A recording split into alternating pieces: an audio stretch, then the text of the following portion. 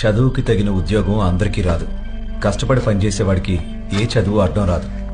ఆకలి కన్నా పెద్ద డిగ్రీ ఏదీ లేదు. ఫ్యామిలీ కోసం సంపాదించడం నా డ్యూటీ, ఆప్షన్ కాదు. చదువుకి తగిన ఉద్యోగం అందరికీ రాదు. కష్టపడి పనిచేసేవాడికి ఏ చదువు అడ్డం రాదు. ఆకలి కన్నా పెద్ద డిగ్రీ ఏదీ లేదు. ఫ్యామిలీ కోసం సంపాదించడం నా డ్యూటీ, ఆప్షన్ కాదు.